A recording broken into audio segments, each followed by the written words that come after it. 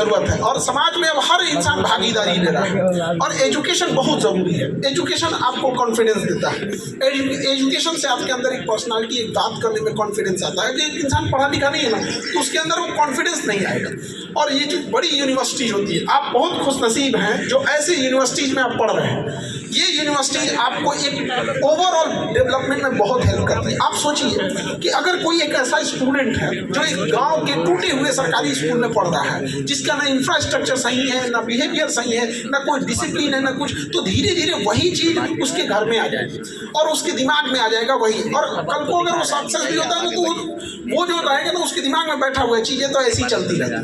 लेकिन जिस चीज़ को आप देख रहे हैं, आपका अपना सोसाइटी देख रहे हैं, अपनी यूनिवर्सिटी, अपने कैंपस को जब आप साफ सफाई देख रहे हैं, कल को आप अधिकारी बनिएगा ना, तो आपके दिमाग में आपका टूटा हुआ ऑफिस, बिखरा हुआ डिसिप्लिन, ये सब चीज़ नहीं दिखेगा। आपको दिखेगा हम जैसे यूनिवर्सिटी से, जैसे कॉलेज से पढ़ के वैसा ये क्यों नहीं हो सकता है। तो ये ज़रूरत है इस देश को, हमारे देश को आप जैसे यंग लोगों, जैसे ऑफिसर, एंटरप्रेन्योर लोगों की ज़रूरत होती है और सोसाइटी को बदलने की ज़रूरत है। गर्ल्स, आप लोग का योगदान बहुत ज़रूरी है, क्योंकि आज़ादी मिले हम लोग को 75-76 साल हो गया है। हम पुरुष घमंड में थे कि हम लोग अपने से देश को आज़ाद कर देंगे, लेकिन हम लोग का घमंड टूट गया है। इस टूटे हुए घमंड को समेटते हुए आप लोगों से सहयोग मांगते हैं लोग कि अब आप साथ में साथ दीजिए, कंधे से कंधा मिला के चलिए।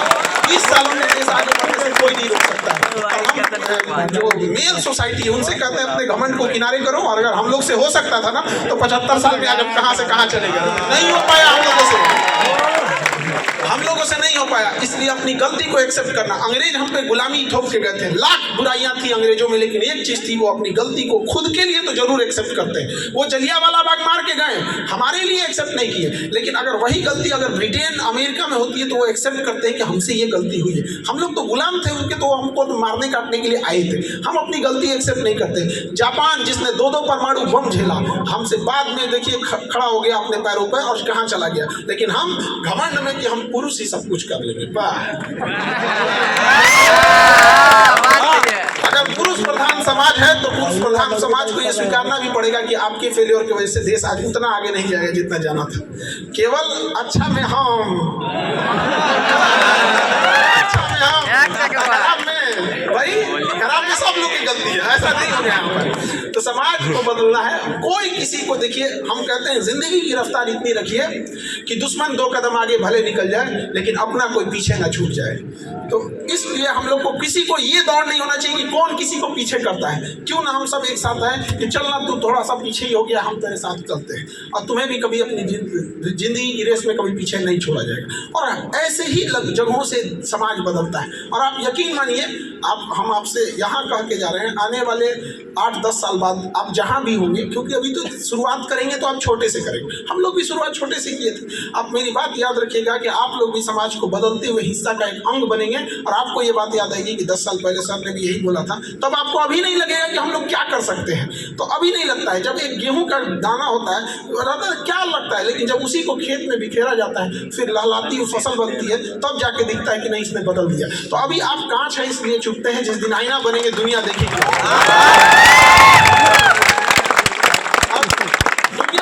चीज़ें जो आपकी हिम्मत से बड़ी कोई चीज़ नहीं होती। अगर आप कलेक्टिवली सोचिएगा तो बहुत आगे जाइएगा। छोटी शुरुआत सबकी होती है, बस वो शुरुआत करके देखिए। बस आप शुरुआत से ही डरने लगते हैं। हमको आज के डेट में ट्विटर और फेसबुक चलाने नहीं आता है। इंस्टाग्राम का कोई लिंक भेज देता है तो हमको खुलवे नहीं करता है, कहता है कि एप्लीकेशन डाउनलोड कीजिए। मैं ये नहीं खुलवे नहीं करता, कहता है कि इसमें ये कीजिए, वो कीजिए, दुनिया में कुल दिमाग तेजा खर्चा हो जाएगा। आज भी नहीं है। और हमको जब लॉकडाउन लग गया कोरोना के टाइम पे, तो हमारा दिमाग काम करना छोड़ दिया। हम करें कैसे, पढ़ाएंगे कैसे, कुछ अता पता नहीं था। पर हमको तो ये भी नहीं पता था ना कि माइक यहाँ लगाया जाता है ऑनलाइन पढ़ाने के लिए, तो हम कैमरे के पास वो माइक को रख दिए। इसलिए लॉकडाउन के शुरुआत में 50-60 वीडियोस आप देखिएगा जिसमें आवाजें अजीब आएगा। बाद में हमको समझ में आएगा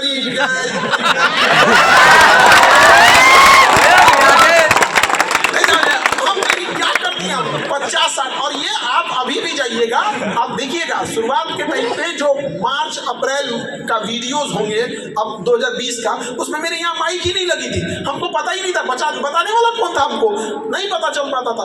तब जाके हम एक तो माइक खरीदे, तो ऐसा माइक था कि यहीं से यहीं रह जाता था, कैमरा उतना दूर था। हम कहे पगहा बराबर 2 भैंस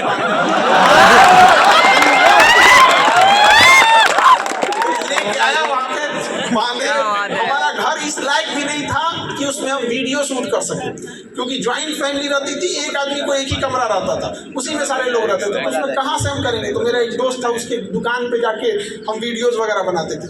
तो वहाँ जाके, और वो ना जैसे यहाँ आपके यहाँ से कैसे ट्रैक गुजर रही है ट्रेन, वो तो ट्रैक तो थोड़ा दूर है ना, उसका दुकान से ना मतलब 100 मीटर भी ट्रैक नहीं था।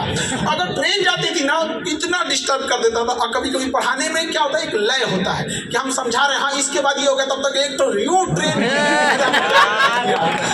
कभी कोई बकरी चिल्ला रही है,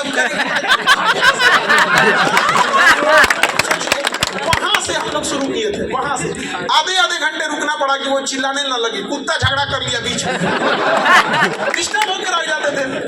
आज यहाँ भले स्टूडियो में हम लोग पढ़ा देते हैं कि भाई परमाणु बम भी फट गया बाहर, तो स्टूडियो में अंतर नहीं आने वाला, लेकिन शुरुआत कहाँ से हुई थी आप सब समझती है।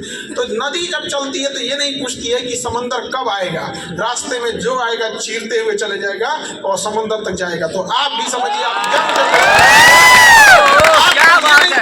मंजिल कितनी देर रहेगी, कितनी दूर है और रास्ता, क्योंकि रात कितनी भी बड़ी क्यों ना हो, सबों तो एक बार होगा ही होगा। यंग जनरेशन है आप लोग, आज का युवा, वो बेवकूफ़ी मत कीजिएगा कि 4 बजे डाटा 90% यूज का मैसेज आ जाए। क्या बेवकूफ़ी कर रहे हो, सपने देख रहे भाई, दुनिया को बेवकूफ़ बनाना ना, अपने को कभी बेवकूफ़ मत बनाना, याद रखना। हम ये क्या कहते हैं कि अगर आप टाइम वेस्ट कर रहे हो मोबाइल में, इंस्टाग्राम फेसबुक ये सब में वेस्ट कर रहे हो, हम ये नहीं कहने आए हैं कि आप मत कीजिए, लेकिन हम ये जरूर कहते हैं कि अपने आप को शीशा में देख के कहिएगा कि तुम अपनी ज़िंदगी खुद बर्बाद कर रहे हो। फिर समस्या तकलीफ कब होती है हमको, आप अपने लाइफ को बर्बाद कर रहे हैं अपने हाथों से, आपको दिया हुआ टाइम अपने हाथ से बर्बाद करते हैं, फिर अपने आप से कहते हैं कि एक दिन हम कामयाब होंगे। अगर कामयाबी इतनी आसानी से मिलती है तो कामयाब लोगों की समाज इज्जत नहीं करता, क्योंकि जो चीज़ें आराम से मिल जाती है लोग इज्जत नहीं करते हैं। माँ बाप का प्यार आपको आराम से मिल गया, इसलिए कोई इज्जत नहीं करता है। कभी पूछिए उस माँ बाप से कि आपको